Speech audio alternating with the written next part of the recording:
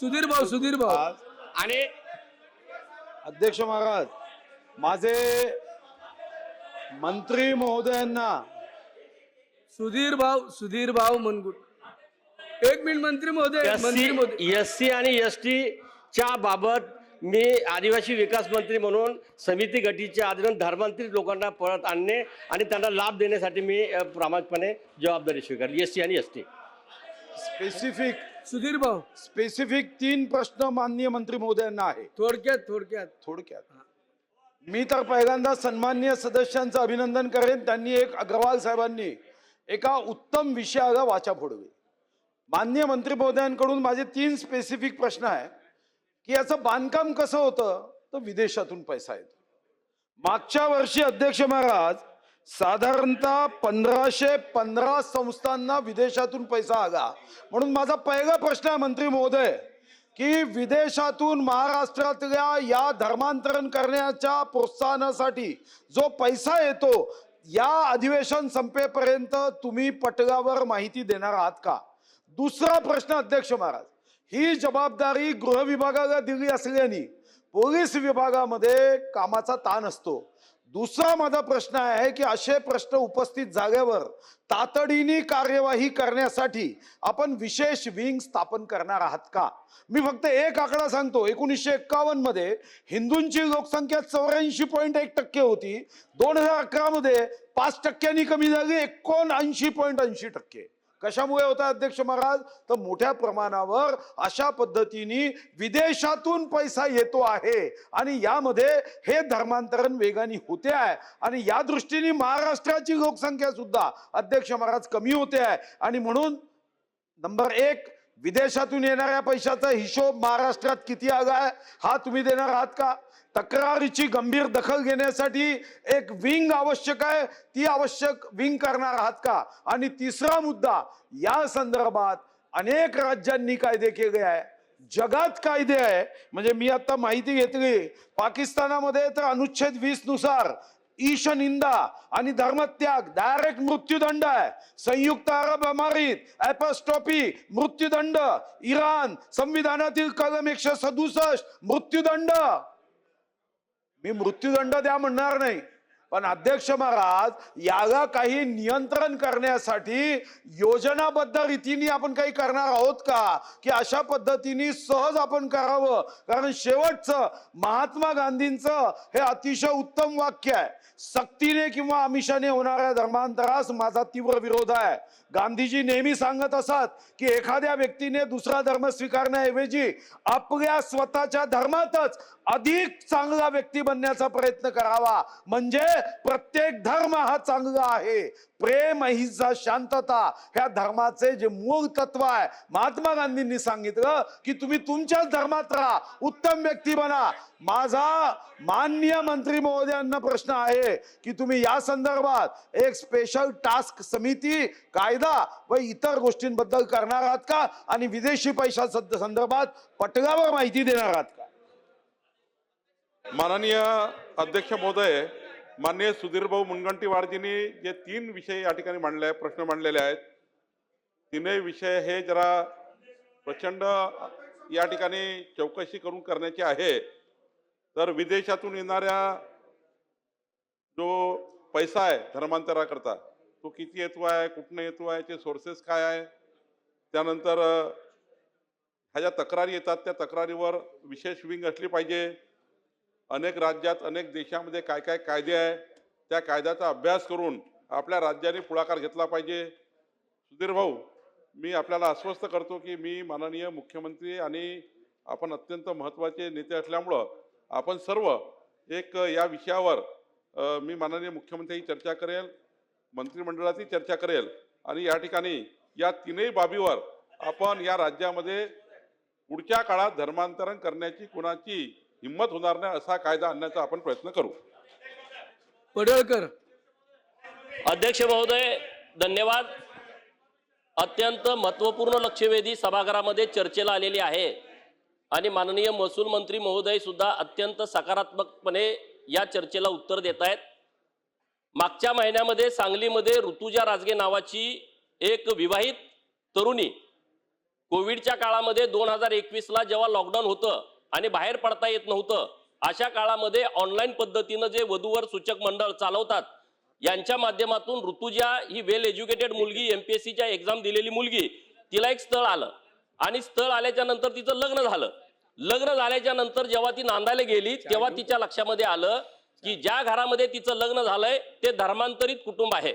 तिच्या घरामध्ये देवार आहे पण देवाऱ्यात देव नाहीत. ज्या दिवशी वटसावित्रीची पूजा होती तेव्हा तिनं उपवास धरायचं घरामध्ये सांगितलं, तेव्हा सासू म्हणली की तुला उपवास धरता येणार नाही. संकष्टीच्या दिवशी ती उपवास धरायची तर त्या घरामध्ये मटण घेऊन यायचे आणि तिने त्या घरातल्या लोकांनी, नवरा, सासू, सासरे, त्यांनी तिच्यावरती दबाव टाकायला चालू केलं की तू धर्मांतरण कर, आपल्या घरामध्ये आता देवाला स्थान नाही, आपण पूर्णपणे बायबल पद्धतीनं आपली पूजा अर्चा सुरू होते. मग तिनं सांगितलं अरे बाबा तुम्ही माझी फसवणूक केलेली आहे, मी हिंदू धर्मामध्ये जन्म घेतलाय, माझ्या घरामध्ये माझी आई वडील आणि आम्ही सगळे देवदेवतांना मानणारे आहोत. परंतु त्यांनी तिच्यावरती दबाव टाकायचं सुरू केलं. तो पाद्री यायचा, घरामध्ये एखादा मोबाईल जरी फुटला तर ही हिंदू पद्धतीनं पूजापाठ करते, हिंदू संस्कृती पद्धतीनंही चालते, त्यामुळं ही सैतान आहे. आता पुढं असं झालं की 2025ला 7 महिन्यापूर्वी ती गर्भवती राहिली आणि तिच्या पोटामध्ये 7 महिन्याचं बाळ होतं. आता हिंदू पद्धतीनं डोहाळे जेवण घातलं जातं. घरी तिच्या माहेरकडं लगबग सुरू झाली की आता 7 महिन्याचं बाळ पोटामध्ये आहे, आता डोहाळे जेवण घालायचं. परंतु हिच्या घरामध्ये तो पाद्री आणि तिच्या घरातले नातेवाईक तिच्यावर दबाव टाकायला लागले की गर्भसंस्कार हे ख्रिश्चन पद्धतीनं होतील, ते हिंदू पद्धतीनं होणार नाहीत. त्या मुलीने विरोध केला की मला असं करायचं नाही, तुम्ही धर्म बदललाय पण तुम्ही माझ्यावर दबाव टाकू नका. शेवटी हे प्रकरण इतक्या टोकाला गेलं, त्या ऋतुजा नावाच्या मुलीनं पोटातलं 7 महिन्याचं बाळ असताना आत्महत्या केली. म्हणजे धर्मवीर छत्रपती संभाजी महाराजांनी धर्म बदलला नाही, त्यांचं नाक कापलं, कान कापले, डोळ्यामध्ये सळया तप्त घातल्या, हात तोडले, पाय तोडले, अंगावरची साल्टी काढली, त्याच्यावरती मीठ मारलं, परत साल्टी काढली, परंतु त्यांनी धर्म बदलला नाही. म्हणजे त्यांच्या विचारावरती जाऊन ऋतुजानं हे अशा पद्धतीनं धर्मासाठी प्राण गेला परंतु धर्म सोडला नाही. माननीय मंत्री महोदयांच्याकडे माझी या माध्यमातून हीच मागणी आहे की 26 नोव्हेंबर 2024ला सुप्रीम कोर्टानं सेल्वा राणी वर्सेस विशेष सचिव आणि जिल्हाधिकारी यांच्या बाबतीमध्ये एक निर्णय दिलाय. हा निर्णय काय आहे? जर हिंदू पद्धतीनं तुम्ही जे SC ST VJNT ही जे सगळे आपण आरक्षण घेतो आणि नोकरीला लागतो, जातीचा दाखला तिथं आपण देतोय, परंतु नोकरी लागल्याच्या नंतर तुमच्या पूजा पद्धतीमध्ये बदल झालाय. तुम्ही घरामधले देवाऱ्यातनं काढून टाकले, तिथं तुम्ही जर समजा ख्रिश्चन पद्धतीनं असाल किंवा मुस्लिम पद्धतीनं असताल तशा पद्धतीनं तुमच्या धार्मिक पद्धती तुम्ही बदललेल्या आहेत. तुमच्या लग्नाच्या कार्यक्रम हे धर्मांतरित झाल्याच्या नंतर वेगळ्या पद्धतीनं करताय.